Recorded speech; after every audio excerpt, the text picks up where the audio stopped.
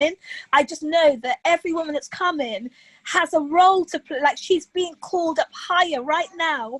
And this conversation will be the spark of her realization that she is included in the moving forward of nations.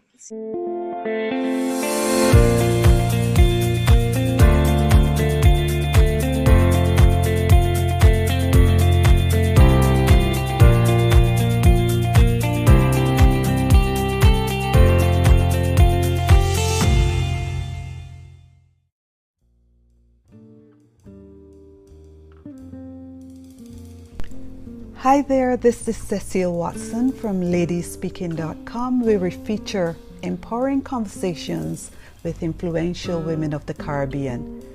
We are a pandemic baby, born in defiance of the forces that would seek to overwhelm us, and as a statement of how, as women, we can indeed be resilient, audacious, and persistent. Our mission is to empower ladies through inspiring conversations that encourage confidence. Welcome to our first episode of Ladies Speaking.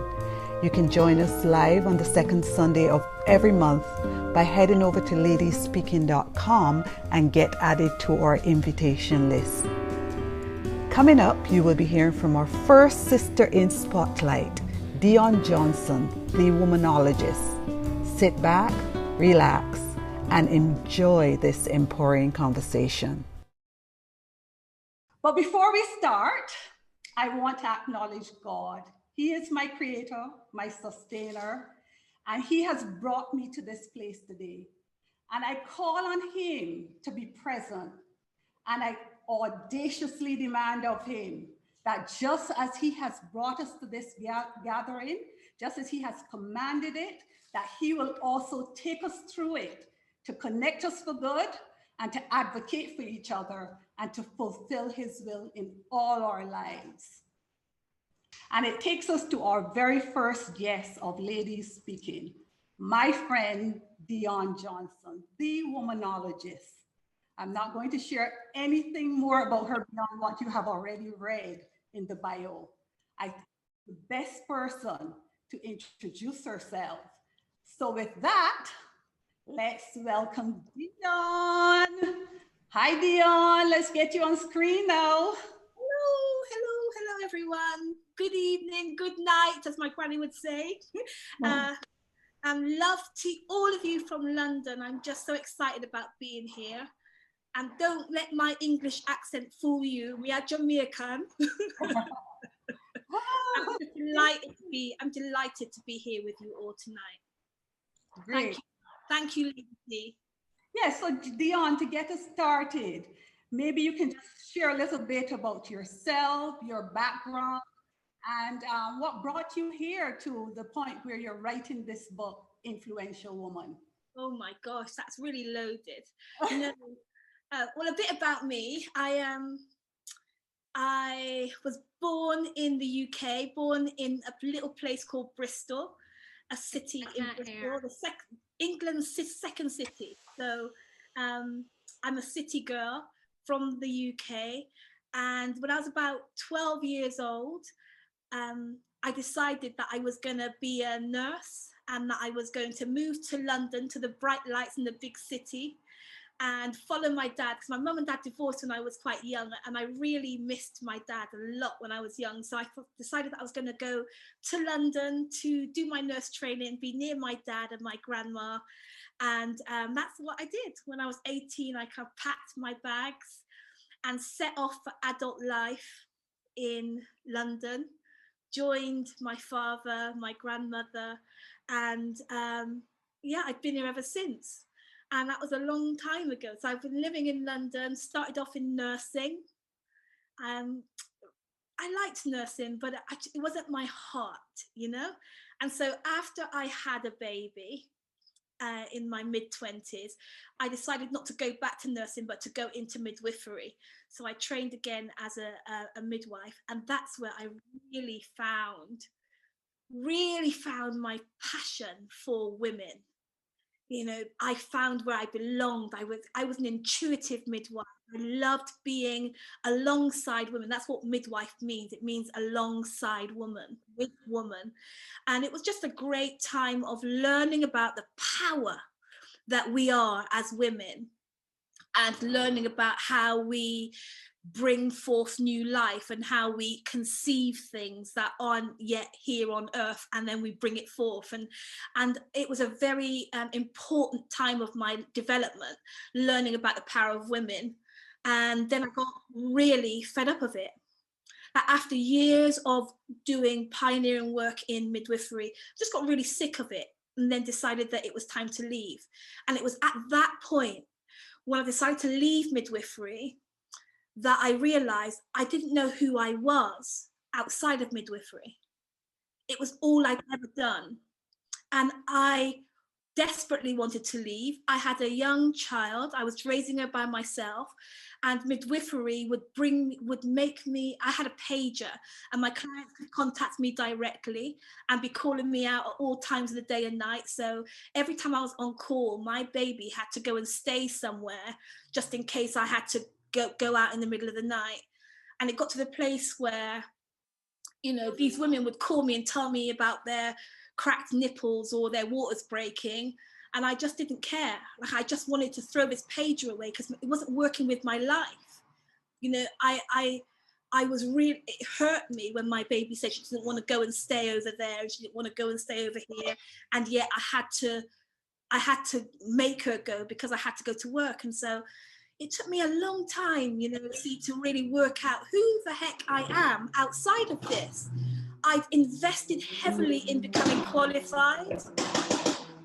Sorry about that noise there. I've invested heavily in becoming qualified. I spent a lot of time, you know, mastering the craft of midwifery, and it's all I'd done. And so I just didn't know who I was. It wasn't working with my life, but I didn't know how to be anything else. I didn't know how to do anything else. So tell us, Dion, you've written now a book called Influential Woman. Yeah. And you call yourself the womanologist. And I know you speak a lot about womanity. Tell us what that's all about. Well, it all started back there in my early days of midwifery, when I really learned about the power of women.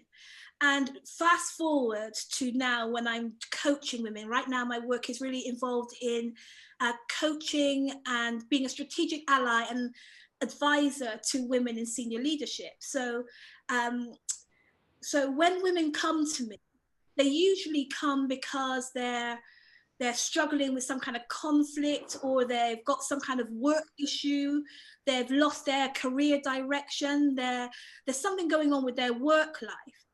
But time and time again, whenever we would work together, the feedback that I would get was that I came to you, Dion, because I thought I had an issue with my boss. I thought I had an issue with the workload or my career direction.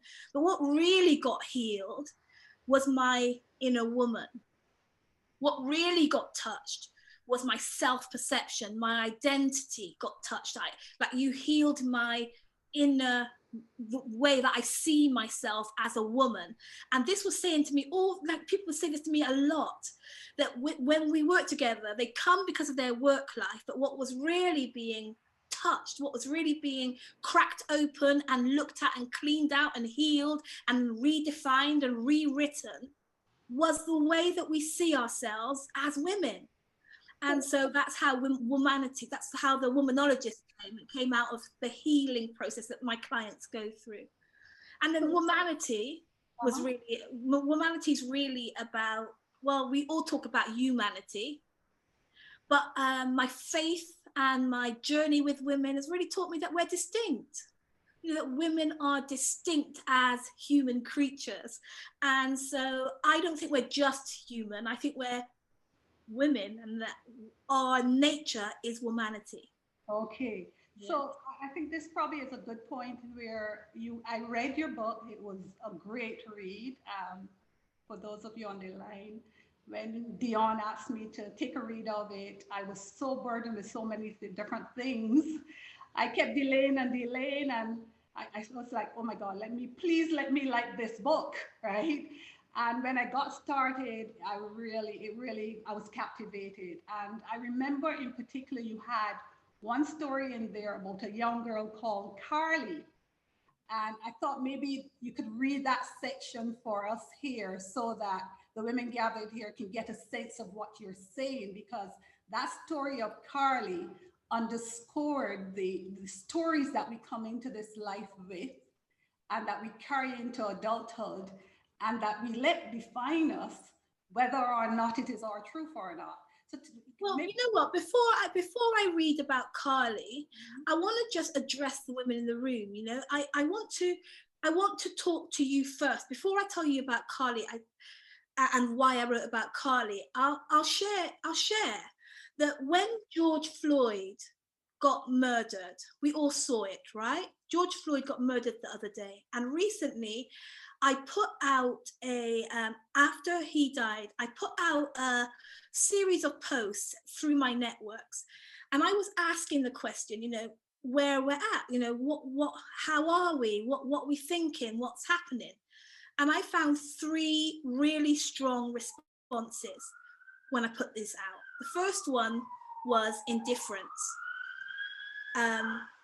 You know, it's a one-off, isolated case, or it's just America, or he's a bad one. Like you know, it wasn't. It's hype. Don't believe the hype. It's not really a big thing. So indifference and really denial of this issue of inequality. And then the second response was shock. So people were saying things like, "I can't believe that in 2020 we're still talking about inequality, we're still talking about racism, we're still talking about, you know, all the isms. How come in 2020 we're still talking about that?" But then the third response that I received was from women who said, "Yes, I'm heartbroken because I see this inequality playing out in every area of my life, not just professionally, but personally. I see inequality and it breaks my heart because I don't know what to do. I want it gone. I want the world to be different. I want the world that I'm growing old in, the world that I'm handing over to my children and my children's children. I want it better. I want the world to be better, but I just don't know what I can do about it. It doesn't feel like I can do anything. It feels like this is just the way that the world is, and there's nothing we can do about that." And that is the sentiment that I find so much. And so as I began to write this book, one of the questions that was really coming up for me was how we're so brilliant. We're such brilliant women. Some of us are loftily educated. Some of us are, you know, have groundbreaking experience. We're pioneers, entrepreneurial. We're great women, and we care about the world that we live in. But so often we don't feel like we've got what it takes to make it happen. And inequality kept coming up a lot. Inequality kept coming up as a big issue for me as I was writing the book. And one day my coach asked me, she said, "Why do you care so much about inequality? Why do you care so much?" And I had to really think about that. And as a professional, you know, sometimes when we talk about inequality, we think about graphs and science and data. But when I really closed my eyes and thought, why do I care about inequality? It's because I realized I'm a woman. I'm in a man's world. I am a Black woman in a white man's world. I'm a Christian in a secular world. I'm facially disfigured in a beauty-obsessed world. And so I began to realize that we know, don't we, as women, we know personally about inequality. And I began to think about the stories that I'd seen over the years, even on the labor ward, you know, stories. My specialism when I was a midwife was looking after young girls in pregnancy. So I was responsible for developing the service to help these young girls to, you know, deal with their social issues, make it through education, and not be excluded from their families, and building their family unit. So it was a very big, broad role. But that's how come when I think about inequality, I don't think about it as pie charts and data. I think about it as real stories, real people like us who are not able to really come into the fullness of who they are, not really able to express our greatness like we have it. We've got greatness, but there's just this barrier to expressing it. And so that's why I wrote about Carly. So let me read a little. Let's see.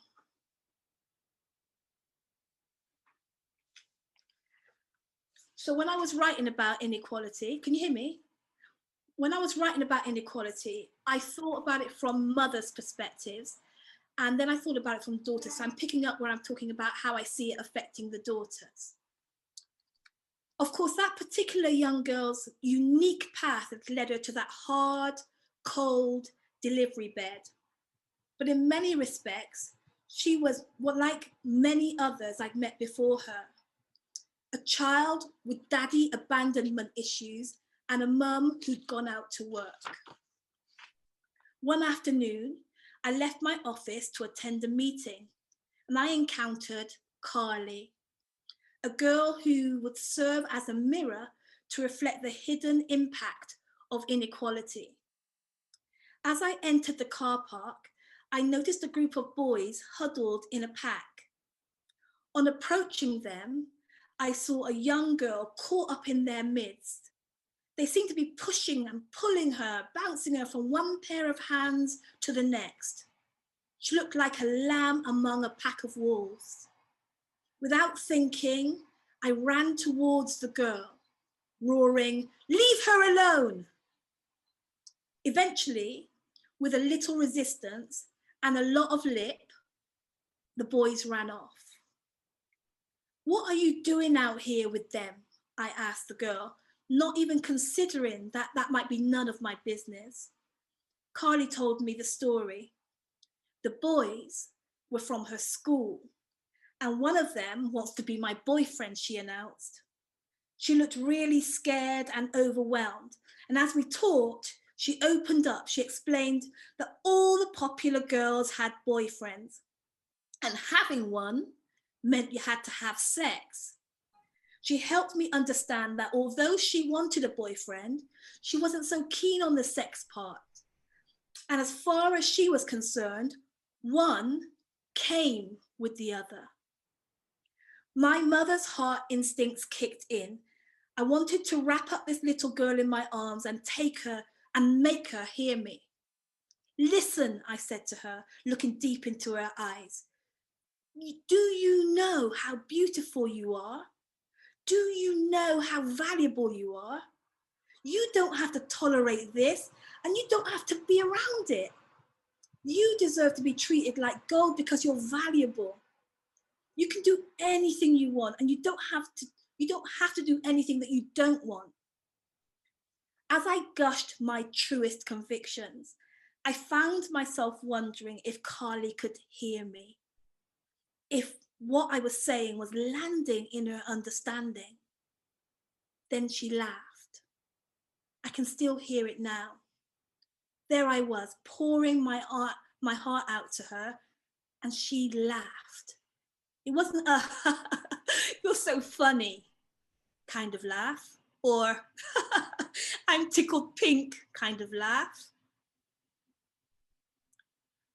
But it was more of a chuckle that said, "Chats would be a fine thing. There's no way that all of that is happening for me. Who are you trying to kid?" I wondered how this can happen when an individual's potential is so great. Where do these flawed messages come from?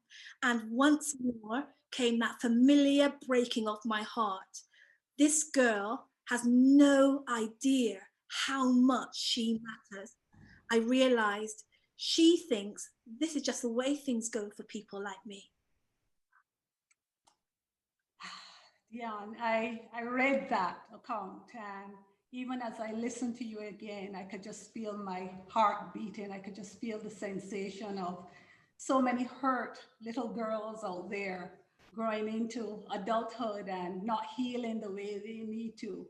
And what do we, when we've come this journey, how can we help in that journey? I also remember in your book, you mentioned, you made mention of your role as a midwife, and you delivered a triplet, I believe. Yeah. And talked about how to tell us about that part of the book. Tell us about that part. Before we move on to that part of the book again. Yeah, I want, because the part that I'm trying to speak to there is how we come and the journey we take. Because I think it's a good link back to the Carly story and the stories that we hear after we arrive. So just share that piece quickly. So the story that I told, I was a midwife for a long time, so I delivered a lot of babies. Like really, I was trying to work it out the other day, how many babies I delivered, and it really is in the thousands. I was the first person to lay hands on a few thousand human beings coming into the world. So it's a really privileged position. But I told the story in the book of a woman that came into labour ward huffing and puffing, really nearly ready to deliver her baby. And as we ushered her into the room, she divulged that actually she was having triplets and that she was only 30 weeks pregnant. So she was a whole 10 weeks early. So I don't know if you know about pregnancy, but that's an emergency situation. So the rooms quickly filled up with, the intensive care teams, and, we were all getting ready. And I was the midwife that was going to be delivering these babies. And so as I parted this woman's leg, I saw the first baby coming very fast, delivered this first baby. And as I pulled out this baby, as I received this baby, the baby looked at me and I realized that this baby had a personality. This baby had something. And, it was as if the baby was saying, wow, this is, where am I? Wow, this is a really cool place. This baby seemed so full of wonder and so full of awe and curiosity. And I noticed this in the split second that it took me to hand this baby to the intensive care team. And then the second baby came. And this second baby came out and had a completely different persona. So this second baby sounded like this, it looked like this. Chur. Since I'm in our sleep, I was, I put me back. I'm not ready. Leave me alone, man. The baby seemed disgruntled at being disturbed, wanted to go back, didn't really want to be here, like, leave me alone, let me do my own thing, don't bother me. This baby really had that kind of way about it. Those were two boys. The next baby, the third baby, was ready to come, and it was baby girl. And baby girl was coming out, and as she came out real elegantly. And as she came out, she took hold of my arm, and the two of us looked eyeball to eyeball. And she had swag. Yeah, I'm early. Yeah, all right. So what? She had the kind of rude girl attitude. Yeah, right. So the really interesting thing about this story, and the reason I tell it and I wrote about it in the book, is because I visited those babies in special care for months after their birth. And all three of them kept that personality, had those personalities, and the two boys really struggled, but this girl, she fought her way through. She was strong, she was resilient, she was, she really had something about her, and it really showed. It stayed, that what I saw in the delivery room was who she was. And it reminded me so powerfully that we come here as someone. You know, think about that for a minute. You were someone when you landed here, when you got to the planet, when you got into your mother's womb, when you were born, you were already someone. And I can't tell you just how powerful it is for when I'm working with my clients to consider that, to consider who you were before, when you were in your mother's womb and when you got here. You have to read the book because it's a really powerful, powerful exercise to really think about who you came here as. Yes, because you're still her. And you know, I mention it because when I read the book, I pick up the phone and I call my mother, who happens to be on the call, I believe. Yeah. Hi, Mommy. Hi, Mommy. I said, so Mommy, what was I like when I was born? Because I wanted to understand whether I had that fiery spirit. Well, you know, my mother responds to me, I don't know, you were like a baby. So I had a big laugh at that because she says, you were the third of 5 girls. How am I supposed to remember what you were? You know, I said, was I fussy? Was I, you know, cry baby? What? She says, all my children were not fussy. None of my children were fussy. You know, you were quiet girls, you know? So I know that was a powerful point you made in your book, but it does cause us to go back, and we do sometimes have to go back before we can come forward, right? Yeah, I think it's really powerful to, you know, the reason that story is in the book is because I share my belief that if we're going to be influential change makers, which is really what the book is about, if we're really going to be those influential change makers in our organizations and in our communities and in our nation and in our world ultimately, then we really have to know who we are. We have to remember who we are. Like when I met Carly had no idea of how great she was. Right. Carly had no idea of what she was here to do, or the fact that she was here to do something important. Right. That was not instilled in Carly. And yeah. So Dion, in your book, you covered 7 habits that you have discovered through your work with women and also your life journey. And early in your conversation, you talked about your disfigurement, and that's probably the elephant in the room. Maybe you can talk about that because you do address it in your book as well, and what brought you to your knees and caused you to be so willing. Because Dion talks about showing up. She talks about showing up, speaking up, and shaking things the hell up. And it was a moment in your life that gave you the courage to do that. When we build this community, we're talking about resilience, audacity, and persistence. And I certainly think your story is one of those. And so maybe you can share a little about that and share a little about the habits, and then we'll open to Q&A. You know that when I had to learn that I came here as somebody. I had to learn that. In my big grown-up adult age, I had to learn that. And so I don't think we automatically know it. But my learning it really came to a big head in 2009. I was born with a facial disfigurement. And when I was 4 years old, I was gifted an artificial eye and dark glasses. I had my face didn't develop conventionally in the womb. So when I was in the womb, I wasn't conventional. My face didn't develop. I had asymmetrical face, and from birth right the way through to early adulthood, I was in a process of corrective surgery, having my face lined up, made symmetrical, repaired where the lip didn't develop properly. So I had my appearance had always been an issue. And when I was 4 years old, I was gifted this artificial eye, dark glasses. So they would cover up this aspect of my face. And the point of that was to hide. The point of that was to make me look more normal. The point of that was to conceal my disfigurements. And what I learned from that really early age is that when there is something not right about you, or when something's not normal, or when something doesn't look like everybody else, then you need to hide that. That's not something you let people see. you put that away. And that's how I lived my life. I call it the beginning of my life behind the mask. I was 4 years old. I was gifted an artificial eye and these dark glasses, and I hid.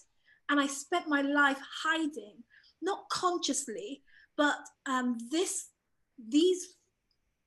eye and glasses, these were metaphors for the way that I would go on to understand how to live my life.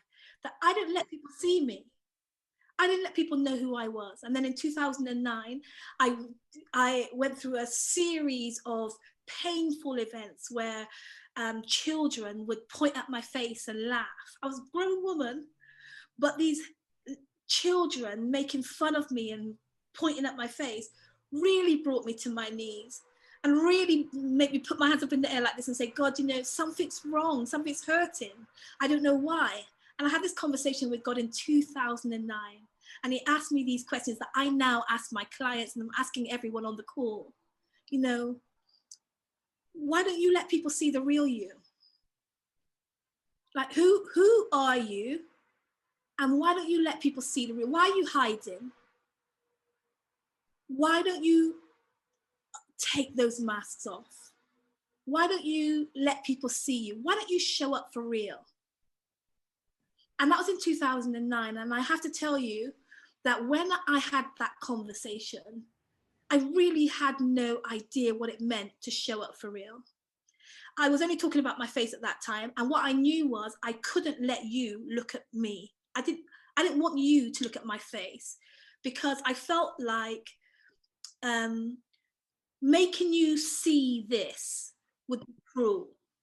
Making you see my face wouldn't be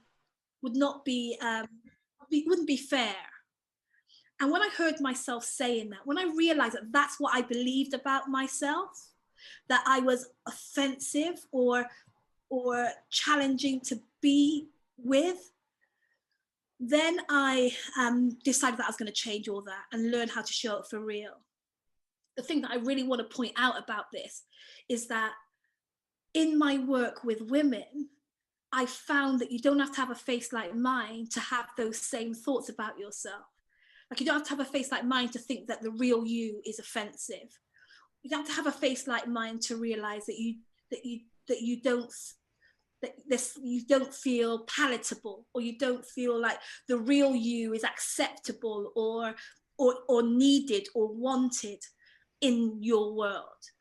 That it's a common theme that comes out of my work with women, is that I'm seeing that there are so many of us, beautiful, talented, brilliant women with education and more degrees than the thermometer, and yet there's behind their masks, their metaphorical masks, there are beliefs, often hidden, deep and unconscious, that I'm too something or other, too black, too mouthy, too this, or not good enough, not lovable, not a huge disappointment. I found myself behind the mask when I did the work to kind of unmask what it was that I was really thinking about myself, the beliefs that I thought would make me unacceptable to the world, was that I was ugly and I was unlovable and I was a huge disappointment. Those were the thoughts that I had, not in the top of my head. In the top of my head, I was a girl about town. I was qualified, I was educated, I was making money, I was doing the thing, I was good. But life was hard. And I didn't know why life was hard. My heart was sore. My mind was heavy. And I didn't understand that I was pushing and I was great on the outside, but on the inside, behind, there was other things going on. It was mismatched, inside and outside. And I realized that it wasn't just my mask that I'd learned to hide when I was 4 years old, that it was myself. I'd been so hidden because I thought that, my granny used to tell me about that much, used to lick me from my mouth like this, just that moat, that blasted moat. You know, she used to lick me on my mouth and tell me, and then she would sing a song. Oh, you are gonna cross Jordan, Dion. Oh, you are gonna cross Jordan, Dion. Your hymn book lost and your prayer book lost. Oh, you are gonna cross Jordan. And we'd all sing it like a family joke, but what she was saying to me was, you're just so bad that you won't be able to cross Jordan. And it was a family joke, but those things were internalized. The world told me that my skin color was not influential. You know, that there were all these messages, and we live in a world that tells us all kinds of messages about ourselves. We live in a world that tells us all kinds of things about who we're supposed to be and who we're not. And I found that just to survive, we put on our mask, we grit our teeth, especially us Black women. We grit our teeth and we're pushing through life, but we don't address how we're internalizing these messages that are coming at us. And that's what's really happened in my story as I've learned to take my masks off and show up for real. That's a great story, Dion. And I think it's also a great segue into the habits you learned along the way. Maybe you can touch on those quickly before we open it to Q&A. I want to share that I care about the state of the world. I care about inequality and injustice and racism and sexism. And I want to be part of that. I feel like I was born to be part of the solution. And yet there are all these mixed messages about why I'm never going to be taken seriously in high level leadership, or I'm never going to be able to really make things different. And so I wrote the book because I'm not the only one that feels that way. I'm not the only woman that cares about the world but wants to make a difference, but has conflicting self-perceptions or sense of identity or perception from the outside in.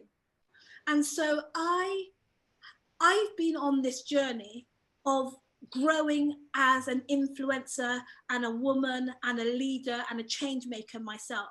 And so the book touches on, what does it take for us? What do we have to become? What do we have to do in order for us to become the kind of world changer that we're dreaming of being, the kind of world changer that we want, that the world needs right now? And I worked out that in my journey, I've had to do 3 really pivotal things. And that's what I'm sharing with you, that we all need to. We need to heal. We need to heal.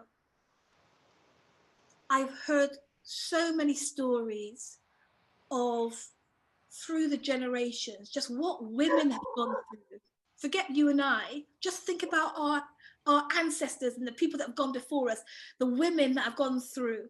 Think of all the things that they've tolerated, and now we've come and we're tolerating, and we've gone through, and we're stretched. We've been chattel, we've been sold, we've been trafficked, we've been degraded, we've been knocked about. Womanity, I'm talking.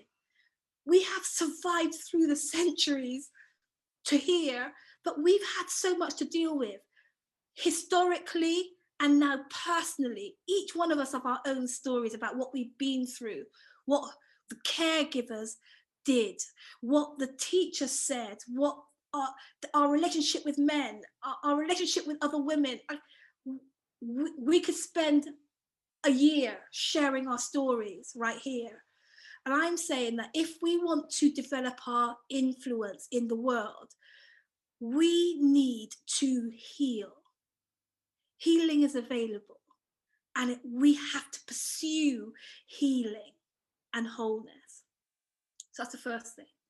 The second thing that we really have to do is, if we want to up our influence and be taken seriously and really shift the needle on some of the most prolific problems in our world, we must begin to get our heads straight. We must begin to get our heads straight. We have so many. I get a chance to sit with women, and I'm telling you, brilliant women, educated women, beautiful women, and the thoughts that operate deep down, even unconsciously, our heads are noisy and they're in a mess. And we can't just keep thinking it's normal. We have to decide to commit to handling what's going on in our heads, handling our sense of identity, handling our self-perception. We have to quieten down the noise. We have to decipher what's true and what's BFDL, what's a big fat dirty lie. We have to be able to separate the truth from the facts. We have to get our heads straight. And we're so busy, aren't we? We're so busy, our lives are so full, we've got so much on, we're spinning so many plates, that often I find that women are healing everybody else, looking after everybody else, and this head is so full that we can't be our best selves. We can't ascend to this level of influence that we're being called to if we don't get our heads straight. So we have to be deliberate about that. And then the third thing that I found that if we want to be influential, we really need to think about is our hook. Our hook. H-O-O-K, our hook. My definition of this is the thing that we want to captivate the people that we want to influence. How we're going to take hold of their attention. How we're going to hold on to their attention so that they don't wander off and think of us as irrelevant. That's our message. The thing that we want the world to understand from our perspective. The thing that we believe that we're here as messengers to deliver. The thing that our vision, the idea that we have, the mission that we want to see in the world. You know, I sit with women who are positioned at the head of organizations, at the head of public service, at the head of the judicial system, and they have a heart full of desire for a better world. And yet this is not well articulated. This is not well put together, thought through. It's not well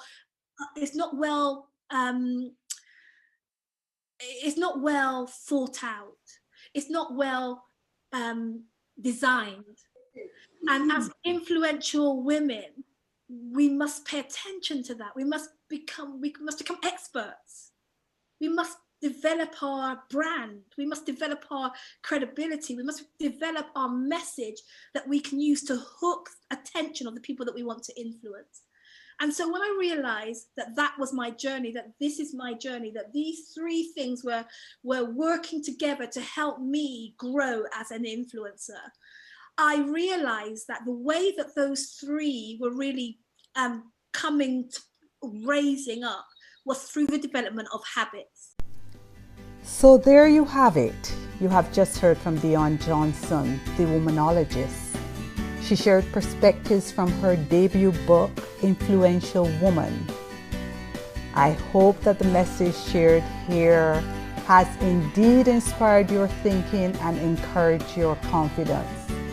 Now remember, we go live every second Sunday of the month. So why not head on over to ladiesspeaking.com right now to get added to our invitation list. I am Cecile, your host. Until next time, love and blessings. Walk good, my friends.